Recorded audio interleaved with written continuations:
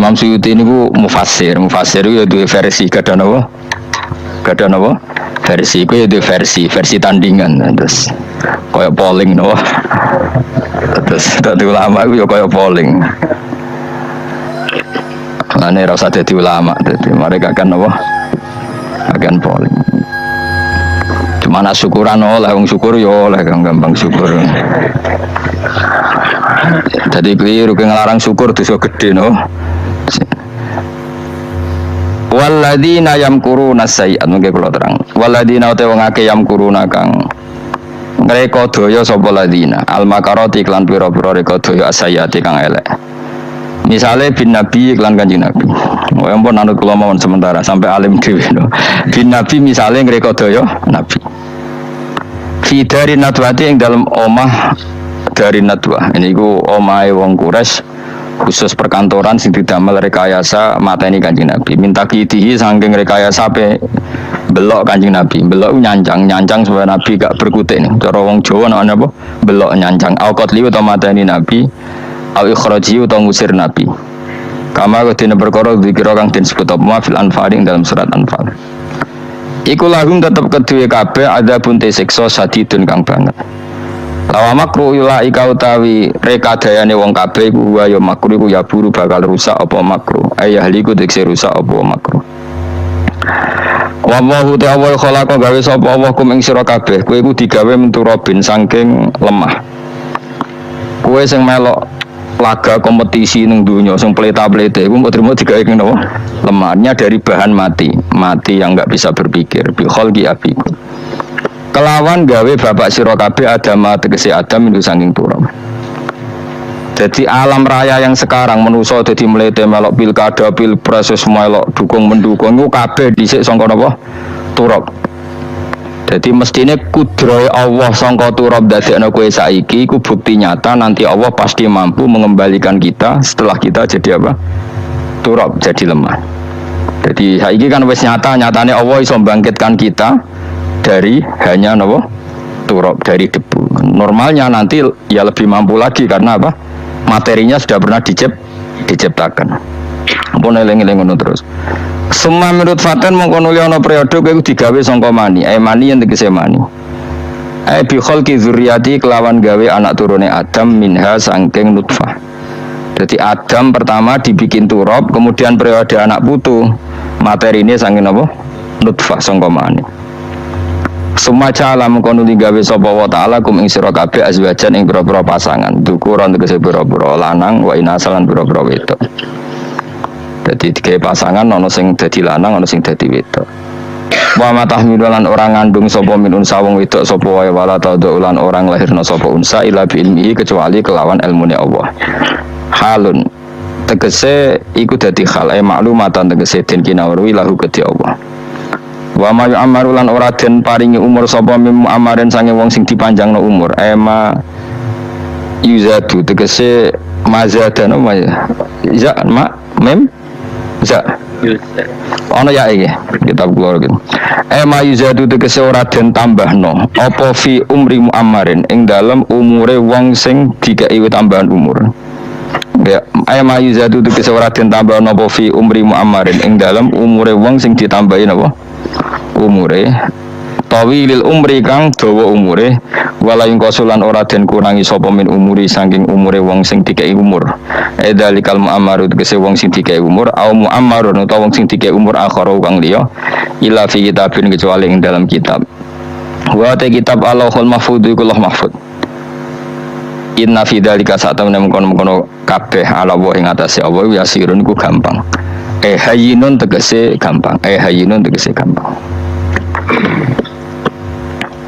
Kula terangaken nggih sing mulai napa waqahul ladina napa arsalar riyaha fatusiru napa sahaban fasuknahu ila baladim mayitin taimatin wa fikratin terus fa ahyana bil ardo pada mautiha kadzalikan nusyur.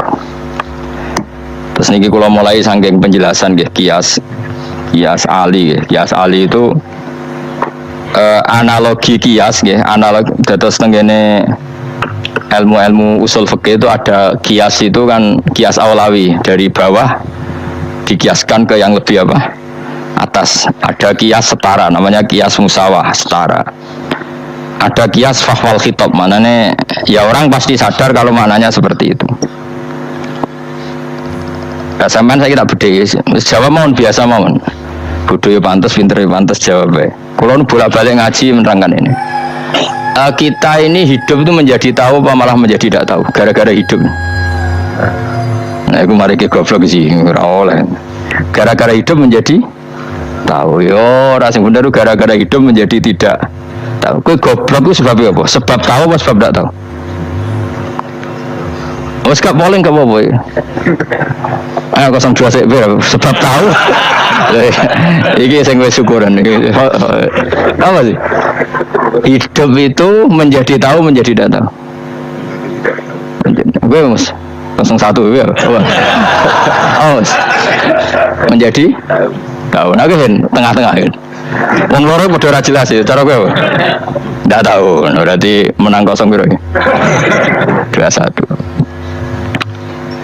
Tawari ilmu hakikat ya. Jadi awal syaratnya jadi wali Mas. Meskipun jadi wali ku yo angel tapi tak warai mukadimah ya napa. Dadi nak bar iki urung wali cek apa? Mukadimah.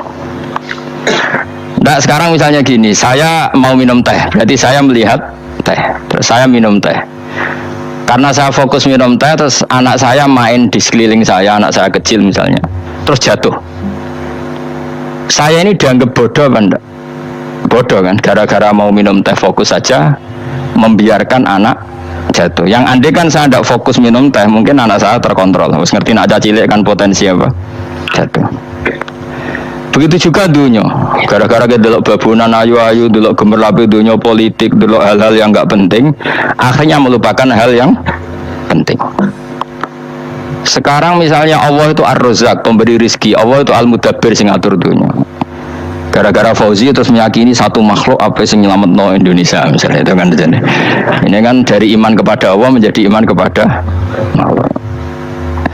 Itu tidak boleh sih, iman ya mbek pangeran. Jadi dunia itu biasa wae ora usah dimani teman-teman. Oh, nomor manusa kok iso nentokno apa? Dunia. Cuma ya tetap berorganisasi secara duniawi, tapi tetap sih menentukan Allah. Iku rungono tenan awas ya. Nah karena kita hidup maka menjadi tidak tahu. Kita tahu itu menjadi tidak tahu. Rungono sik engko nanti tak terangkan sekian dalil dari Quran dan hadis. Gara-gara saya fokus minum teh, terlena mau ngopi, wah enak esuk-esuk ngopi.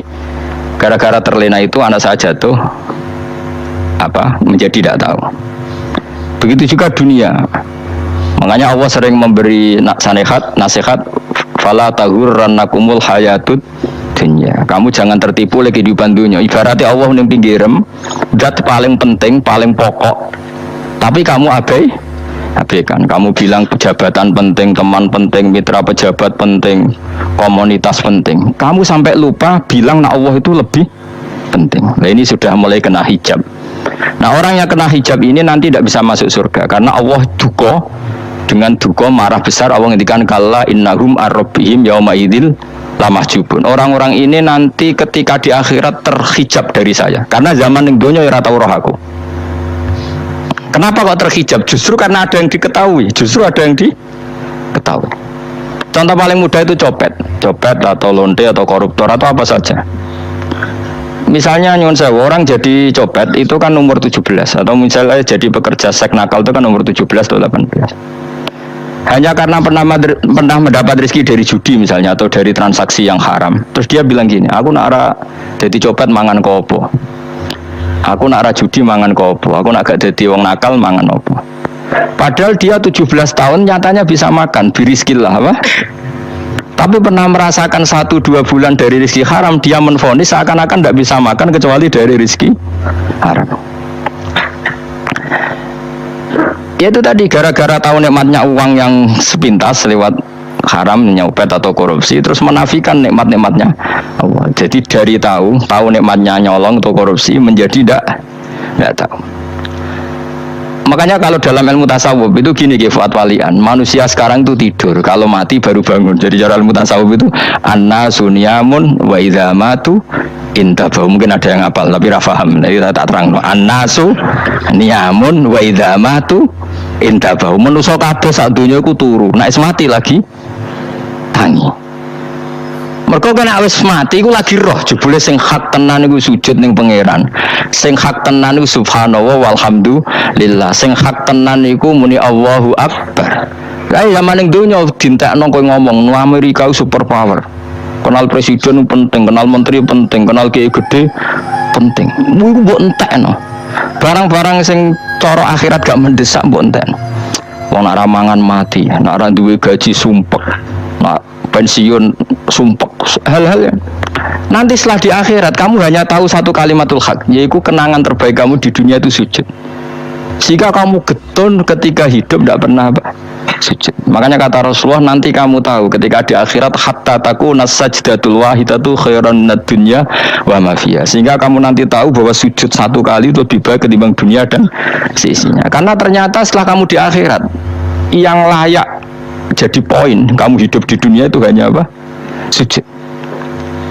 Nah, yang dunia kan WA penting, HP terbaru penting, babonan penting, mitra penting, ngomong terus berjuta-juta kalimat. Hanya karena kamu hidup. Sausé mati, kowe ngerti iku kabeh ndak? Maka ilmu kamu itu setelah mati, lagi ilmu terlambat ini. Nah, pas ilmu mau terlambat itu Allah duka kalah apa alhaqumut takatsur hatta zurtumul qabir kalla saufa ta'lamun summa kalla terus kalla law ta'lamuna ilmal yakin la tarawunnal jahim. Pas kowe ilmumu wis bener, Gusti ternyata penting sujud teng jenengan, ternyata penting jenengan Allahu Akbar. Pas roh pas wayang mlebu neraka, kok wis kecewa. Ya saiki tapi wayang mlebu neraka, roh wis terlambat. Mane tak warai saiki ben ora roh pas wayang mlebu neraka. Kok nek roh terlambat, pas roh wayang mlebu neraka. Sehingga ketika Allah melehno wong kafir, melehno itu mencibir orang kafir. Kata Allah begini, ini mungkin yang hafal Quran bisa dicek lagi. Fakashafna angka ghita'aka fa basarukal yauma hadid. Jadi kata Allah ngomentari orang kafir ketika di akhirat, laqad kunta fi ghaflatin min hadza. Kamu lupa kan kalau ada akhirat seperti ini, kata Allah. Fakashafna angka ghita'aka, sekarang kamu saya kasaf, saya buka semua fakta. Fa basarukal yauma hadid. Sekarang pandangan kamu tajam. Dulu di dunia bilang misalnya seks penting, dugem penting, narkoba penting, maksiat penting. Kalau enggak gitu saya pusing. Nanti di akhirat semua ini jadi problem. Artinya apa? Gara-gara di dunia melihat gemerlapnya dunia, dia menjadi tidak tahu pentingnya Allah, tidak tahu pentingnya akhirat. Maka dengan hidup malah menjadi tidak tahu. Maka untuk menjadi tidak tahu itu sebabnya dua. Makanya polling 01 dan 02 sama benarnya tadi. Gara-gara tahu yang menjadi tidak tahu, gara-gara tidak tahu yang menjadi tidak tahu. Tadi misalnya kamu fokusin, misalnya Rukin Jelalatan lo cawe do ayu, fokus lo cawe do, gak Allah watu ngarepe kejengkang, kesandung. Berarti gara-gara melihat menjadi tidak tahu. Ya kira-kira seperti itu. Gara-gara fokus delok dunya nganti ra roh hae Allah Subhanahu wa ta'ala. Di sini Allah sering pesan fala taghurrannakumul hayatud dunya wala yaghurrannakum billahil ghurur. Kamu jangan tertipu dengan kehidupan dunia ini. Makanya saya itu orang yang paling fanatik sujud. Kalau suwun jenengan sing sujud. Wes sujud salat 5 waktu lah nikmati. Karena sekali kamu terbiasa mensifati dunia ini penting, nanti kamu akan lupa mensifati akhirat itu penting. Dan itu awal kamu tergelincir dari ansawa isabil, dari jalan yang benar. Makanya tadi pepatahnya orang sufi apa? Annasu niyamun wa idza matu intabahu. Manusia itu tidur, kalau mati baru bangun. Terus contoh kedua begini. Kenapa Allah begitu murka ketika orang tidak mengerti hak-haknya Allah? Bukan karena Allah anarkis atau keras, tidak. Memang secara akal pasti begitu. Saya sampai tak beda ini, ya contoh gampang-gampang saja, tak wari logika.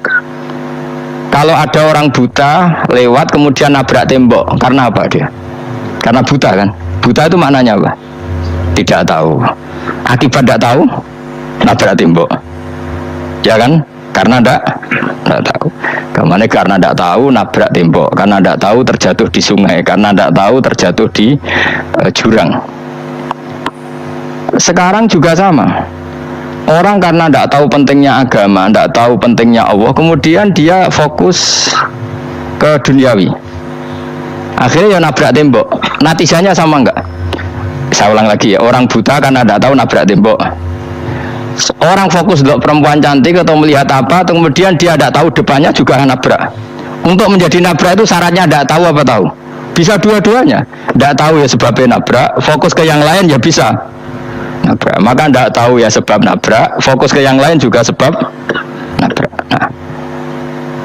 Nah, mata kita, hati kita ini sudah dipenuhi hal-hal yang tidak penting, sehingga kita lupa dari hal yang penting. Kayak tadi kita mau minum kopi saja, fokus sampai meninggalkan anak main sampai jatuh. Berarti minum kopi sebenarnya tidak satu kebodohan, tapi ketika membiarkan anak kecil jatuh itu adalah kebodohan. Sebetulnya makan menikmati dunia itu tidak kebodohan, tapi ketika Anda melupakan Allah itu menjadi satu apa? Hakikatul istighna itu adalah al istighna anis labihi. Jadi pemenuhan kebutuhan yang sebenarnya adalah kita berusaha menghindari sebanyak mungkin kebutuhan yang sekunder yang nggak penting, bukan memenuhi semua yang kita inginkan. Jadi misalnya begini ya, kalau kita lapar, itu keinginan kita itu makan enak apa asal makan? Tentu jawabannya asal makan yang sehat. Tapi kalau nuruti nafsu kita, makannya yang enak, teman makan ya enak, terus di warung yang favorit. Ini kan satu kebodohan. Kenapa untuk makan saja butuh definisi sekian banyak? Yang kita harus kecewa, warung favoritnya bisa sudah tutup, atau kita ke sana harus macet, ribet. Yang benar-benar arif dan bijaksana itu adalah al-istighna anisya. Sesuatu yang tidak mendesak itu jangan jadikan kebutuhan. Sehingga kalau kita puasa misalnya, semua makanan itu enak karena kita sangat lapar. Sehingga Abdul Qasim Al-Junaidi ketika ditanya, ma'idamu to'am, lauk makanan itu apa? Jawabannya lucu, alju, lapar. Kalau kamu lapar ya semuanya enak. Ini sudah mulai hilang. Kita bilang makan enak itu ya sate, ya gulai, ya pizza yang kita senang. Akhirnya apa? Untuk nikmati nikmatnya Allah itu kita jadi ribet. Apalagi yang orang-orang fasik harus ditemani perempuan yang tidak halal misalnya, atau harus ada ajudan, ribet. Nah pertanyaannya, orang yang ribet sama yang nggak ribet itu pinter mana? Pinter yang nggak ribet. Nah ini kearifan-kearifan yang mulai hilang. Lalu siapa yang bisa mewarisi itu? Ya ulama. Jadi ulama itu cara berpikir sebenarnya simple. Makanya mereka sering kalau tahajud itu, di antara makalah Sayyidina Ali paling terkenal dan yang menjadikan beliau punya derajat yang luar biasa itu adalah kafani izzan an takuna li robban wa kafani fakhran an akuna laka abdan. Ya Allah, saya ini sudah begitu mulia, begitu terhormat dan sangat-sangat terhormat karena yang menjadi Tuhan itu Engkau. Jadi rumus pertama itu karena menjadi Tuhan itu Engkau. Hanya Tuhan yang abadi, Tuhan yang pertama, hanya Tuhan yang al-awwal. Coba ya Allah, kalau saya ini punya Tuhan Fir'aun, punya Tuhan mati jadi tontonan lagi, itu kerennya di mana coba? Andaikan kita punya Tuhan Fir'aun, atau punya Tuhan yang asal-usulnya manusia, apapun hebatnya manusia itu, kita punya Tuhan manusia itu. Tuhan yang lapar, yang kalau nggak makan mungkin pingsan, mungkin bisa kena COVID, nanti Tuhannya diisolasi. Kayak apa? Makanya ketika Tuhan Allah menyindir ketuhanan selain Allah itu, Allah hanya menyindir dengan kalimat sederhana, karena yakulani to'am, yang kamu tuhankan itu masih makan. Hanya kalau nggak makan ya lemes. Jadi lama-lama ada orang gini, alhamdulillah tadi Tuhan mampir ke saya, kelihatannya lapar, setelah tak kasih makan sehat lagi. Susah nggak punya Tuhan yang seperti itu. Beda dengan Tuhan kita, Tuhan yang nggak butuh makan, nggak butuh minum, al-qayyum, zat yang berdiri sendiri tanpa butuh yang lain, al-awwal. Sebelum ada langit bumi sudah ada Tuhan kita, yaitu Allah. Bandingkan dengan Tuhan-Tuhan yang dipertuhan yang lain, yang adanya setelah bumi, misalnya Fir'aun dan sebagainya. Sehingga Sayyidina Ali pertama jadi kebanggaan apa? Kafani izzan antakuna li robban. Saya ini keren betul karena punya Tuhan yaitu Engkau. Tuhan yang lahul asmaul husna, Tuhan yang semuanya punya kebaikan, punya keabadian, punya keagungan. Terus wa kafani fakhron an aku nalaka abdan, dan saya bangga sekali karena saya menjadi hambamu. Kalau saya jadi hambanya Pak Rektor ribet kan, sudah tak hormati ternyata nanti tidak rektor, ya kan ribet kan. Terus pokoknya ribet, jadi budaknya manusia itu ribet. Makanya ada seorang wali datang ke temannya yang jadi presiden atau jadi raja. Datang ke situ karena tidak punya uang, mau minta uang karena temannya raja. Setelah sampai sana ternyata temannya ini karena orang soleh pas berdoa, ya Allah saya minta ini, minta ini, minta ini. Terus si wali tadi pulang, tanya, kenapa kamu pulang? Ternyata dia sama, masih minta-minta kayak saya. Jadi sederhana dia, sama-sama minta kamu, minta zat yang kamu mintain katanya. Jadi dulu itu orang itu sebegitu dekat dengan Allah. Sehingga si raja ini terus ketemu wali tadi, tanya, kenapa kamu menyepelekan saya padahal sekarang saya raja? Terus ditanya sama wali tadi, karena temannya, kalau kamu di padang pasir tidak bisa minum dan harus minum 1 gelas, dengan ongkos kamu harus mengasihkan semua kerajaan kamu demi minuman itu. Pilih mana, minuman apa tetap jadi raja? Ya saya milih bisa minum, saya tidak raja tetap hidup, tapi kalau nggak minum mati. Bagaimana Anda bangga dengan satu kerajaan sing la yusawi kak samain, yang tidak sama dengan segelas air. Jadi artinya terus mereka melihat jadi raja itu ya biasa, jadi presiden biasa, jadi rektor biasa, karena mereka biasa berlogika hakikatul izzah itu ya taqarrub ilallah, yang benar-benar terhormat itu ya dekat dengan Allah. Begitu seterusnya mereka bikin paradok-paradok yang aneh, tapi itu menjadi pelajaran. Bapak saya Ki Nur Salim itu senang baca anekdot Nasiruddin Koja. Itu kalau bikin orang-orang aneh, itu dia datang ke satu pesta pakai baju lusuh, pakai sarung lusuh atau celana lusuh, sama Sohibul Bed yang punya acara dibiarin. Setelah dibiarin dia pulang pakai jas, pakai dasi, pokoknya keren, dihormatin, pakai alpat, pokoknya dihormatin, silakan. Pas dia disuruh minum, minumannya itu disokkan saja ke sakunya. Jas, kamu harus minum yang banyak karena kamu yang dihormati, bukan saya. Terus makanan semuanya diletakkan di saku, ada yang apa, ayo kamu makan yang banyak. Alpatnya juga gitu, dikasih sate apa, ayo kamu makan yang banyak. Mereka tidak melihat saya, melihat kamu. Akhirnya orang satu pesta itu istighfar semua, berarti kita ini salah. Terus dia pidato, kenapa kamu ngomong gitu? Tadi saya datang, orangnya sama. Gara-gara beda pakaian, penghormatannya beda. Berarti yang berhak dapat makanan ini jasa ya, bukan saya. Betapa naifnya kita sebagai orang. Ternyata kita masih hormat sesuatu yang seperti itu, yang atribut lah. Jadi orang-orang sufi itu orang yang bisa menertawakan dunia. Akhirnya ya pertama dia dianggap orang gila, masa jas dikasih makan, dikasih minum. Tapi secara fikih dia benar, haram dia makan. Karena pas dia datang dibiarin, setelah pakai jas dikasih makan. Berarti hakikat yang dapat rezeki siapa? Jasnya apa orangnya? Jasnya apa orangnya? Jasnya. Jadi itu orang-orang sufi, kearifan orang-orang dulu itu bisa ngelola hal-hal yang keseharian menjadi luar biasa. Ada seorang wali melihat istrinya makan 1 piring, anaknya makan 1 piring. Ditanya, kalian kenyang? Wah, kenyang sekali. Melihat anaknya minum kopi 1 cingkir, seneng. Kalian seneng sekali. Wah, kalau seneng dengan hal-hal yang murah bisa, ngapain harus seneng dengan hal-hal yang mewah? Bodoh sekali saya. Sehingga terus mereka bisa qanaah. Qanaah itu ya hidup itu simpel, sederhana.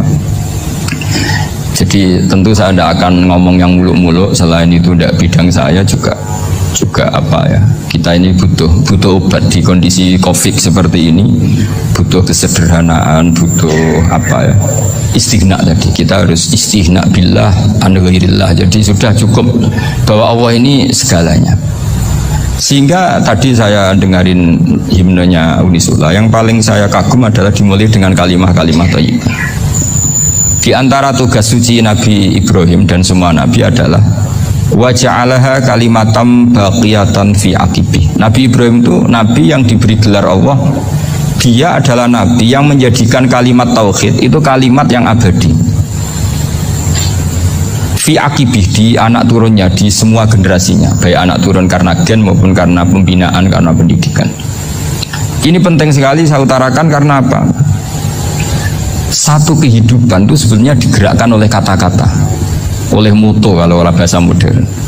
Sehingga banyak ulama mengatakan al-ibarat kutun li'ailatil mustami'in, bahwa redaksi atau moto atau pegangan hidup itu penggerak kehidupan. Sehingga sebetulnya manusia itu digerakkan oleh kalimah-kalimah itu, oleh moto-moto itu, oleh prinsip-prinsip hidup itu. Misalnya orang Palestina itu tiap hari ke pasar gitu, mereka ke laut gitu. Ditanya kenapa tidak takut tembak Israel? Jawabannya lucu.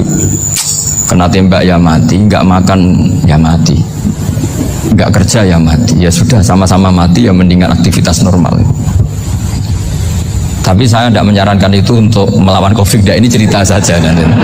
Kamu jangan provokator itu. Karena ini wilayah sensitif. Jadi banyak orang yang poligami, kalau ditanya alasannya gitu, istri satu ya cerewet, dua ya cerewet, mendingan 4. Ya banyak ya gitu. Tapi ada yang kebalikan, istri satu cerewet saja hampir jantungan, apalagi 4, tinggal matinya kan gitu. Itu semua yang menggerakkan itu kalimat. Kalimat itu satu pegangan. Banyak orang loh yang nggak ingin jadi rektor tuh banyak loh Pak Bejo. Jangan kira semua dosen ingin jadi rektor.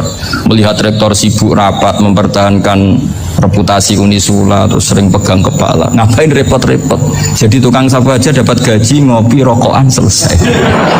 Bodoh amat jadi rektor, mikir orang banyak. Banyak loh orang yang nggak ingin jadi presiden tuh banyak. Karena ngopi nyaman, nggak ada yang ganggu. Mau tidur sampai jam 9 siang juga gak ada yang ganggu. Sehingga mereka melihat pegawai negeri itu gak keren, orang kok diatur jam, disiplin. Itu memang cara Allah membagi rahmat. Mau kamu apakan coba? Cara syukurnya dia seperti itu. Bapak saya dulu tuh sering ngajarin saya, diajak jalan-jalan pagi-pagi. Melihat orang ngopi, makan uduk itu bapak seneng. Kok enak jadi wong apa? Ngene esuk-esuk nyemak bocah kesel kabeh kono enak ngopi rokok. Bapak kadang iri sama orang awam itu iri. Sudah gitu berharap masuk surga kan enak sudah gitu. Tahu-tahu mati, tidak tahu ke surga apa ke neraka ya tidak tahu. Jadi nah orang dulu itu orang yang bisa mensederhanakan dunia. Sehingga ya sudah cara bahagia. Makanya saya alhamdulillah saya ini kerjasama sama UII sama beberapa kampus. Memang amdan itu sengaja. Kampus itu ya punya sistem yang nggak bisa mewakili sistem kiai. Kiai juga punya sistem yang nggak terwakili oleh kampus, juga sebaliknya saling melengkapi. Saya sering ketemu rektor UII, rektor kampus-kampus Islam. Mereka cerita, Gus pendidikan pondok harusnya dimodernkan gini-gini. Saya bilang, kalau pondok modern kayak kampus itu nanti saya ketemu Allah tidak bisa jawab. Kenapa Gus? Saya beri contoh gini. Kalau misalnya perempuan perawan lah atau apa saja namanya perempuan, mau tanya tentang menstruasi atau haid. Kalau semuanya sistem kampus, dia harus kuliah dulu. Registrasi dulu, kuliah dulu, bayar dulu, dan dapat jawabannya nunggu mata kuliah pas itu. Bandingkan kalau sistem pondok, saya tuh sering ke pasar sama anak saya dicegat sama ibu-ibu. Gus, anak saya ngalami gini-gini, keluar darah terus menerus, nggak 6 hari tapi 1 bulan penuh. Itu hukumnya apa Gus? Nanti saya mau sowan ke jenengan. Nggak, ada usah sowan di sini aja. Ya sudah, sebelum mengeluarkan darah yang rutin seperti itu biasanya haidnya berapa hari? 6 hari, ya sudah ikut yang 6 hari, yang lainnya istikhadah. Ngoten tok Gus, ya udah gitu. Begitu terus di masalah udhiyah. Ya coba kalau semuanya pakai sistem kampus, daftar dulu, bayar dulu. Jadi ini nggak ada jawabannya, nunggu mata kuliah itu baru dapat jawaban. Itu biasa nggak sholat bertahun-tahun karena belum ada jawaban tentang itu. Nah itu kalau misalnya orang mati, tahunya cara memulasara jenazah itu nunggu kuliah dulu, pas mata pelajaran itu dulu, baru menangani orang mati. Berarti orang mati itu tergeledak semua. Tapi kalau kiai kan enggak, kesini orang mati terbakar, kalau dimandiin malah badannya copot-copot, itu gimana hukumnya? Ini ada orang mati Gus Kendat, ini disolati apa enggak? Ada orang mati oplosan ya kan? Itu disolati enggak? So sering ditanya gitu. Gak usah registrasi Pak Rektor, gak usah registrasi, gak usah daftar, gak usah seminar. Makanya kalau orang kampus wani kiai itu ya kualat tenan itu, karena ini yang on time ya. Tapi pondok seperti saya ya ikrar seikrar-ikrarnya. Pentingnya kampus karena melatih efisiensi waktu, disiplin, tata kelola manajemen sehingga kita hormat. Tapi tadi kita harus saling melengkapi sehingga saya tunjukkan ke publik bahwa saya hormat sekali sama polisi, sama tentara. Coba kita bisa apa ngadepi bandar narkoba kalau tidak polisi? Bisa apa coba menjaga NKRI kalau nggak tentara? Begitu juga ya sudahlah kita memang fa inna yadallahi ma'al jamaah, kita berkah itu kalau bersama-sama, tidak bisa kita sendiri.